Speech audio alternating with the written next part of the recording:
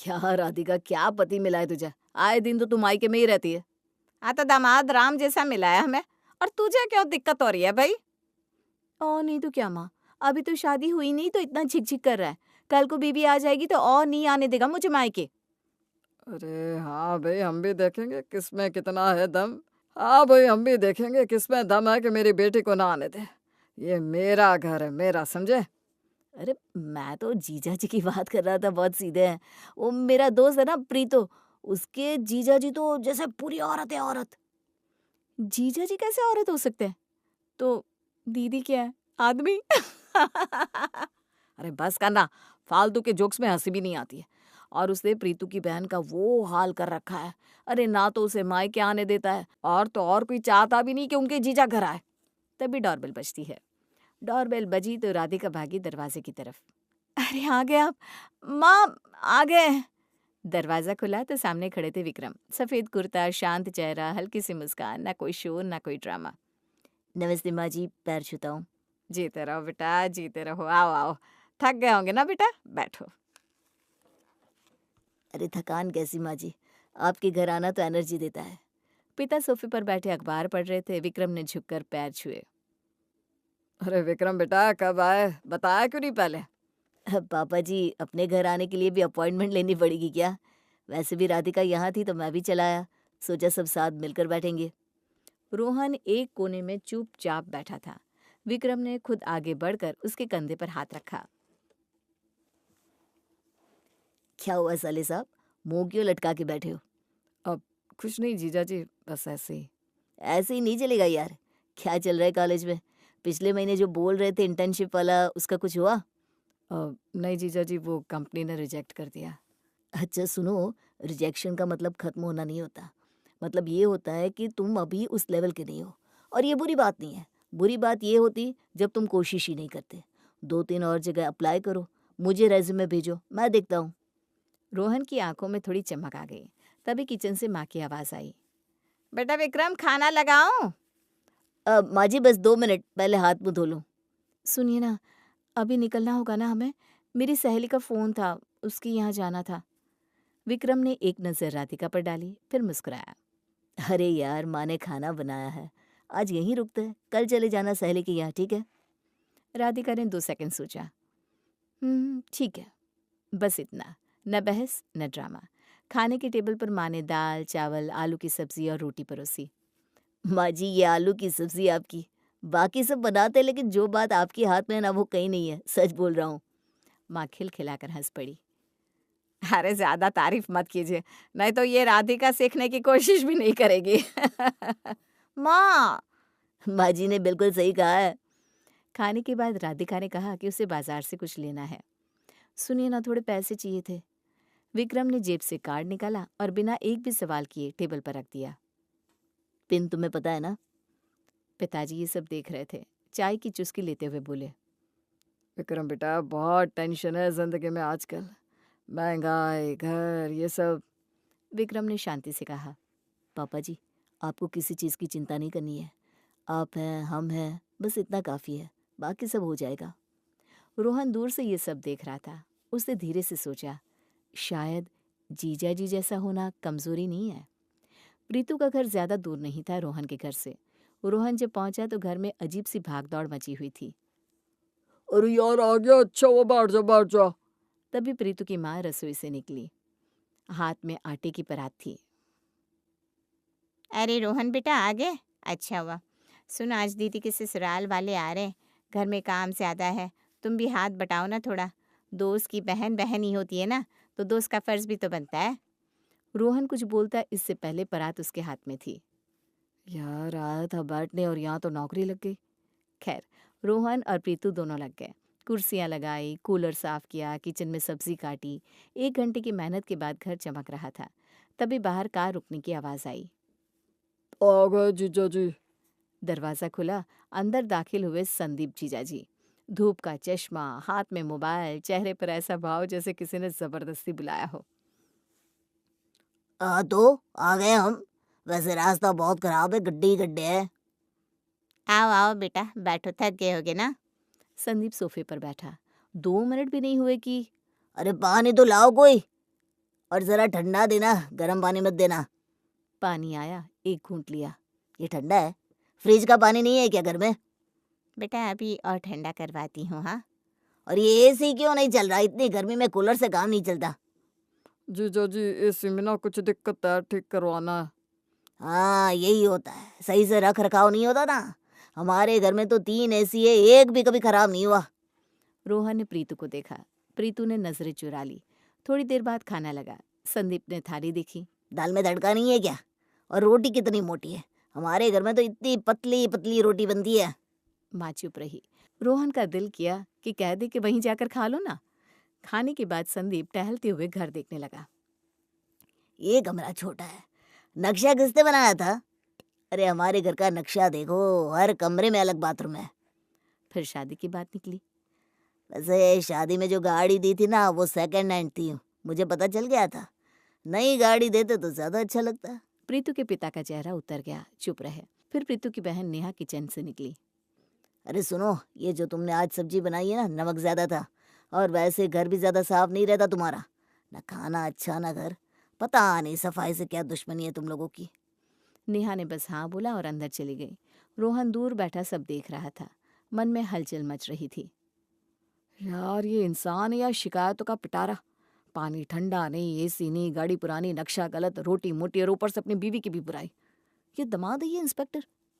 रोहन को अचानक विक्रम जीजाजी याद आए, जो बिना बुलाए आते हैं, खुद काम में हाथ बटाते हैं, माँ की तारीफ करते हैं, पापा को चिंता मत करो बोलते हैं। रोहन प्रीतु के घर से निकला तो दिमाग में संदीप जीजाजी की छवि घूम रही थी। यार क्या ठाट है, गाड़ी की डिमांड, एसी की डिमांड, फ्रिज का ठंडा पानी, और सब चुपचाप सुन भी रहे थे। एक हमारे जीजाजी है घून चुके के, खुद आकर बैठ जाते हैं, खाना खाते हैं, तारीफ करते हैं, पापा के पैर छूते हैं। अरे कहाँ का दामाद हुआ यार। घर पहुंचा तो माँ किचन में थी, पापा टीवी देख रहे थे। माँ आज प्रीतु के जीजाजी आए थे। अच्छा तो अरे माँ क्या बताऊँ, एकदम दबंग आदमी है। गाड़ी में आए, धूप का चश्मा, बोले कि शादी में जो गाड़ी दी थी ना वो सेकंड हैंड थी। सीधे मुंह पर बोल दिया माँ, किसी की परवाह नहीं। पिता ने टीवी बंद किया। तो ये अच्छी बात है तेरे हिसाब से? अरे पापा कम से कम दबता तो नहीं है। काश हमारे जीजाजी भी ऐसे होते, थोड़ा रौब होता, थोड़ी धाक होती। हाँ भाई विक्रम थोड़ा ज़्यादा ही सीधा है, कभी कुछ मांगता ही नहीं, कभी कुछ बोलता ही नहीं। सच में दामाद में थोड़ी हैसियत तो होनी चाहिए, आखिर बेटी दी है हमने। बिल्कुल पापा, प्रीतु के जीजाजी की तो पूरे घर में चलती है। तीनों बैठे संदीप की तारीफ करते रहे और विक्रम को भूल गए। किसी ने नहीं सोचा कि प्रीतु की बहन नेहा की आंखें आज भरी हुई थी और वो घर में रहते हुए भी अकेली थी। विक्रम पहली बार आया तो सबने अनदेखा किया। उसने सोचा शायद सब व्यस्त है। दूसरी बार आया तो रोहन दोस्तों के साथ बाहर था, पापा अखबार में डूबे थे, माँ किचन में थी। विक्रम खुद चाय बनाकर लाया। किसी ने नहीं पूछा कैसे आए, थके नहीं, खाना खाओगे। विक्रम ने राधिका से धीरे से कहा, सब ठीक है ना? हाँ हाँ सब ऐसे ही हैं। तीसरी बार आया तो रोहन ने सीधे मुंह बात तक नहीं की। पापा ने ऊपर से नजर उठाकर देखा तक नहीं। माँ ने चाय रखी और वो भी बिना पूछे कि पियोगे या नहीं।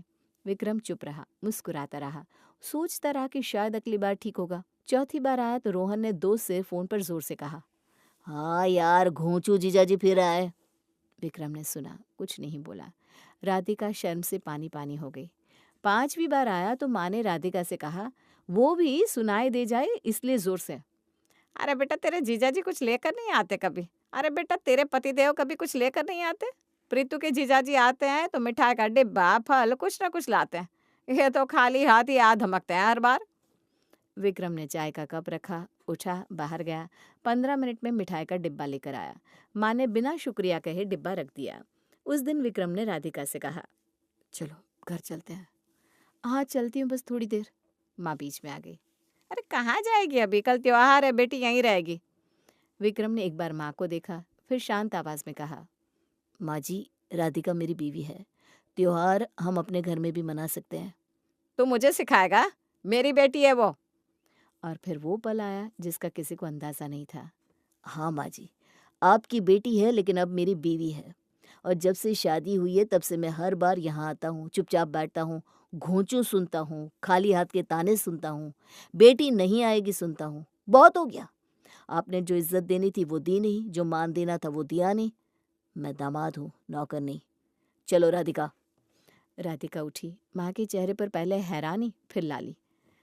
देखा, दामाद का असली रंग निकल आया। बड़ा आया हमें सिखाने वाला। यही तो थी औकात पापा, राम जैसा नहीं, बस दब्बू था। दरवाज़ा बंद हुआ। माँ ने आंचल से आंखें पोंछी और तमतमाते हुए बोली, ठीक है, अब देखते हैं, सबक सिखाएंगे। बेटी को वापस बुलाएंगे और फिर देखेंगे दामाद साहब क्या करते हैं। इतना घमंड। आने दो अगली बार, दरवाज़ा ही नहीं खुलेगा। हाँ, और राधिका दीदी को भी बता देंगे कि किसके साथ रह रही है। घर में गुस्सा था, अहंकार था, नाराज़गी थी, लेकिन एक चीज़ नहीं थी। वो आदमी जो हर बार चुपचाप आता था, पैर छूता था, तारीफ करता था, रोहन को समझाता था, पापा को समझता था, और शायद अब कोई पूछने वाला भी नहीं था कि वो क्यों चला गया। घर में 3 दिन पहले से बात चल रही थी। राधिका को बुलाना चाहिए, रक्षाबंधन है भाई, भाई बहन का त्योहार है। हाँ तो फ़ोन लगाओ ना। अरे दीदी आएगी क्या? मुझे तो बस राखी बंधवानी है। माँ ने फ़ोन किया, राधिका ने उठाया। हाँ माँ। बेटा रक्षाबंधन पर आ जाओ, रोहन को राखी बांधनी है। राधिका ने एक पल रुक कर कहा, माँ विक्रम से पूछना होगा। और विक्रम का जवाब आया, इस बार नहीं। बस इतना। कोई लंबी बहस नहीं, कोई सफाई नहीं। घर में सन्नाटा छा गया। फिर गुस्सा आया, फिर बड़बड़ाहट। देखा, यही करेगा, बेटी को कैद करके रखेगा। अरे त्योहार पर भी नहीं आने दिया। रोहन चुप रहा, फिर बोला, ठीक है, मैं खुद जाता हूँ दीदी के घर। रक्षाबंधन के दिन रोहन थाली सजा कर निकला। राखी, मिठाई, दीदी के लिए कपड़े। दरवाज़ा खुला तो राधिका सामने थी। चेहरे पर मुस्कान थी, लेकिन वो वाली नहीं जो पहले होती थी। आ रोहन। रोहन अंदर गया। विक्रम सोफे पर बैठे मोबाइल देख रहे थे। नज़र उठाई, हल्का सा सिर हिलाया, फिर वापस मोबाइल में। जीजा जी नमस्ते। हाँ बस। रोहन बैठा। 5 मिनट हुए, 10 मिनट हुए, न पानी आया न चाय का पूछा। राधिका किचन में थी। रोहन ने राखी की थाली निकाली।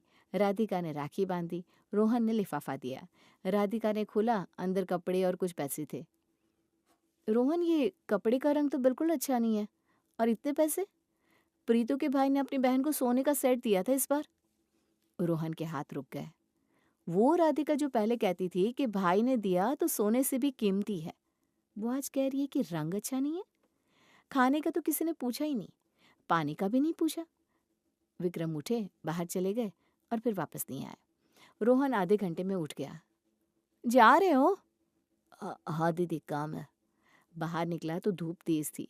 रोहन ने स्कूटर स्टार्ट किया, निकल गया, लेकिन कोई बाहर तक छोड़ने नहीं आया। रोहन घर पहुंचा तो सीधे अपने कमरे में घुस गया। माँ ने देखा तो समझ गई कुछ गड़बड़ है। क्या हुआ, राखी बंधवाई? रोहन कुछ नहीं बोला, बस बैठ गया और फिर आंखें भर आई। माँ, दीदी ने पानी तक नहीं पूछा, जीजा जी ने मुंह तक नहीं खोला, और जो कपड़े दिए उसमें भी दीदी ने कमियां निकाल दी। कहा कि प्रीतु के भाई ने तो सोने का सेट दिया। पिता का चेहरा सख्त हो गया। माँ की आंखें लाल हो गई। उन्होंने फ़ोन उठाया और राधिका को लगाया। राधिका, ये क्या हरकत है तेरी? भाई रक्षाबंधन पर आया और तूने पानी तक नहीं पूछा? कैसी बहन है तू? दूसरी तरफ राधिका चुप रही, फिर शांत, बिल्कुल ठहरी हुई आवाज़ में बोली, माँ, रोहन को बुरा लगा? अच्छा माँ, एक बात बताओ, जब विक्रम हर बार तुम्हारे घर आते थे तो क्या तुमने कभी पानी पूछा? क्या कभी रोहन ने ढंग से बात की? क्या पापा ने एक बार भी पूछा कि थके तो नहीं? रोहन ने तो उन्हें घूंचू तक कहा माँ, एक बार नहीं, बार बार। माँ के मुंह से आवाज़ तक नहीं निकली। माँ, विक्रम ने कितना झेला। चुपचाप आते थे, पैर छूते थे, तारीफ करते थे, रोहन को समझाते थे, पापा को ढाढ़स देते थे, और बदले में क्या मिला? अपमान, हर बार अपमान। माँ, मैं उन लोगों से रिश्ता नहीं रख सकती जो मेरे देवता जैसे पति का अपमान करे, चाहे वो मेरा अपना ही घर क्यों ना हो। फोन कट गया। कमरे में सन्नाटा था। माँ धीरे धीरे सोफे पर बैठ गई और फिर रो पड़ी। बेटा, मैंने गलत किया। मैं संदीप की तारीफों में आ गई और मैंने विक्रम की कद्र नहीं की। वो हर बार आता था, इज्जत करता था, और हमने उसे क्या दिया? पिता की आंखें नम हो गई। वो चुप रहे, लेकिन उनकी चुप्पी सब कह रही थी। रोहन कमरे में बैठा था, सब सुन रहा था। दिमाग में एक एक बात घूम रही थी। संदीप जीजाजी का रौब, प्रीतु की बहन की भरी आंखें, विक्रम जीजाजी का हर बार चुपचाप मुस्कुराना। राखी पर दीदी का ठंडा व्यवहार। रोहन उठा, फोन उठाया, विक्रम का नंबर लगाया। घंटी बजी, विक्रम ने उठाया। हाँ रोहन। रोहन की आवाज कांप रही थी। जीजा जी, मुझे माफ कर दो। मैंने आपको खो चुका, आपकी बेइज्जती की, आपकी कदर नहीं की। मैं समझ नहीं पाया कि जो चुपचाप सब झेलता है, जो बिना मांगे देता है, जो बिना शोर के प्यार करता है, वही असली मर्द होता है। संदीप जीजा जी का रौब देखकर मैं अंधा हो गया था, लेकिन आज दीदी के घर जाकर समझ में आया कि रौब वाले घर में बहन की आंखें खाली होती है। दूसरी तरफ विक्रम कुछ देर चुप रहा, फिर कहा, रोहन, माफी मत मांगो। बस इतना याद रखो कि इज्जत मांगी नहीं जाती, कमाई जाती है। और मैंने कभी मांगी भी नहीं। तुम मेरे साले हो और हमेशा रहोगे। रोहन की आंखें फिर भर आई, लेकिन इस बार दर्द से नहीं, शर्म से और राहत से। उस दिन घर में कोई शोर नहीं था, कोई ताना नहीं था। बस एक एहसास था कि असली दामाद वो नहीं होता जो रौब दिखाए। असली दामाद तो वो होता है जो बिना रौब के भी घर का सबसे मजबूत खंभा बना रहे।